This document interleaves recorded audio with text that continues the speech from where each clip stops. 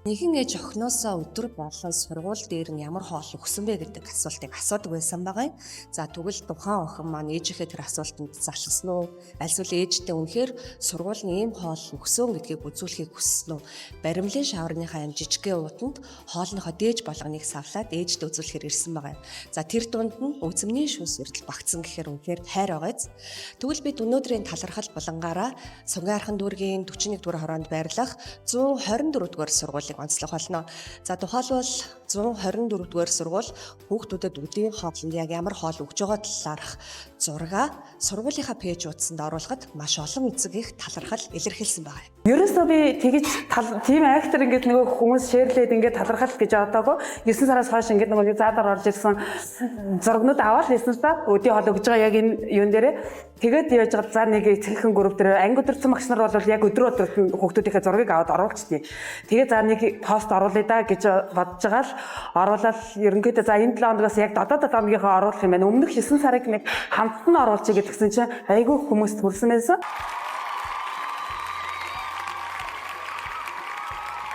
Өнөөдрийн хоол бол сар хулууны зутаа хулуу гэтэл 15 ил төмс 20 ил орно. Тэгээ хулууны 2 дугаар хаад нь болохоор дэвтэл. Тэгээ нэгдүгээр ээлжинд нь болохоор 250 хүүхэд орно. Тэр үнд бол 15 ил мах 4 ил будаа орно. Үдээс хойш болохоор 300 хүүхэд ордог. Тэгээ 300 хүүхдэд болохоор 16 ил махад 4 ил будаа орно да. За ерөн сургуулийнхаа өдний хоолны цэсийг гаргахдаа би тэнцвэртэй хоолны цэсээр гаргадаг өнгөний системийг ашигладаг. Өнгөний системийг ашиглахдаа би 3-аас дээш өнгө орсон бол тэр өдрийн хоол тэнцвэртэй байна гэж үздэг. Хүүхдүүдгээ сет хоолндоо айгүй дуртай. Бараг л ресторанд орж ийн гэж ярьдаг. Тэ хоолндоо орохдоо тий. Жимсэнд айгүй дуртай хүүхдүүд. Жимс айгүй гоё юм аа гэл. Тэгэл хоолн ч гэсэн айгүй гоё амттай байна гэл. Тэгэл хоолндоо айгүй дуртай амтрах ийддэг тий. Гоё хоол иж өгч чадж байна уу? Сургуулийн хоол өгж байгаа хоол нь цадж байна уу? Цадж байгаа. Гоё таалагддаг. Тэг жишээр ихэд мандарин, банан, алим тийм хоол. Жимс юм таалагддаг юм шиг. Сургуулийнхаа өгсөн яг ямар хоолнд руу илүү дуртай? Бодод ор. Амар гоё дуртай. Өнөөдрийн хоол нь хэр вэ?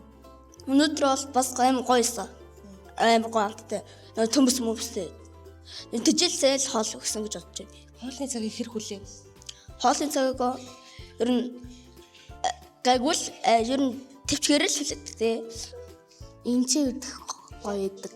Ягаад гэвэл дуртай ундаг, найзуудтайгаа суудаг. Тэгээд энэ бол гоё. Өнөөдөр мандарин тэгээд зутан тэгэнгүүтээ бөөнх юм аа. Гоё юусэн. Гоё амттай. Хүүхдийн өдийн хоол бол маш чухал. Гэртээ хоолтой хоолгүй янз бүрийн байдалтай ирж байгаа хүүхдүүд байгаа. Аав ээж нь өглөө ажилдаа яваад өчтдөг. Хүүхдүүд маань өдөр хичээлдээ ирэхдээ хоол цаагаа идэж уухгүйгээр орж иж байгаа тохиолдлууд бол байгаа.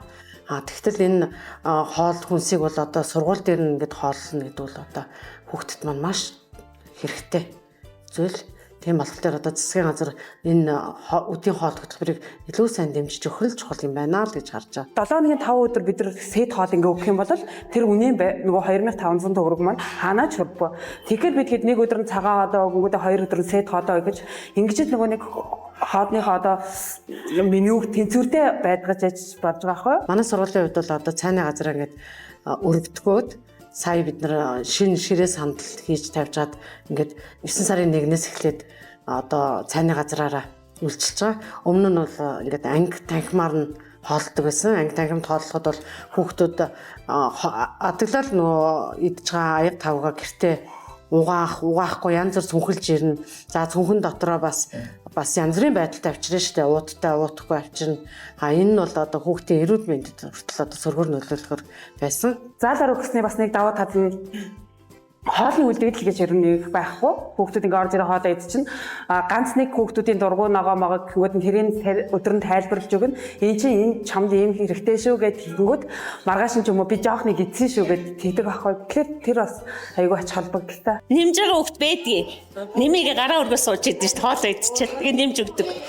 Хоол бол хангалттай идэгт. Ерөнхийдөө айгүй гоё л доо нөгөө заалаар үйлчлээд ингээд нөгөө хүүхдүүд хооллож яхад хүүхдүүд эхэлж орж ирээд айгүй дуртай заалнаар хооллохоор бүр ингээд баярлаад ангиасаа гүгээд гардаг хоолнд орох хоолны цаг болчлаа гэд тэгээд орж ирээ хоолоо идчихэнгүүтээ ингээд харлаад дуустал нь идчихэд ингээд баярлаа багшаа баярлаа тоогооч агшаа гэд тэгэхэд л хамгийн гоё яадаг да.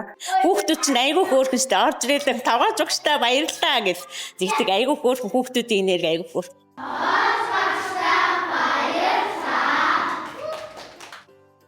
Тогоож багш нар миний хувьд бол гоё хоол хийж өгдөг. Бусад найзуудыгаа би мэдэхгүй байна. Тогооч нартай биднэрт гоё амттай хоол хийж өгдөг. Тогооч нартай баярлалаа гэж хэлмээр байна. Амттай хоол хийж өгдөг тогооч нартай баярлаа. Үргэлж хоол хийж өгдөг тогооч багштай баярлаа. Өнөөдрийн хоол амттай байлаа тогооч багштай баярлалаа. Хоол амттай байлаа тогооч багштай баярлалаа. Гоё хоол хийж өгдөг тогооч багштай баярлаа. Хоол зүйчтэй болон одоо сайхан хоолоор үйлчилж байгаа тоогооч нартай баярлалаа гэж хэлмээр байна. За энэ удаагийн талархал булангаараа бид Дүглөөнөөс үчийн бүрийн хүртэл хүүхдүүдэд эрүүл амттай илчлэг сайтай хоол өгөхөөр зорин ажиллаж байгаа. Сонгон хайрхан дүүргийн нийслэлийн ерөнхий боловсролын 124-р сургуулийн тогооч нарыг онцоллоо. Хэрвээ та хэнийгэнд талархаж баярлаа гэдэг үгийг харамгүйгээр илгээх хүсэж байгаа бол яг одоо доор гарч байгаа хаягаар бидэнтэй холбогдож талархсан, баярлсан сэтгэлээ хамтдаа илэрхийлээрэй.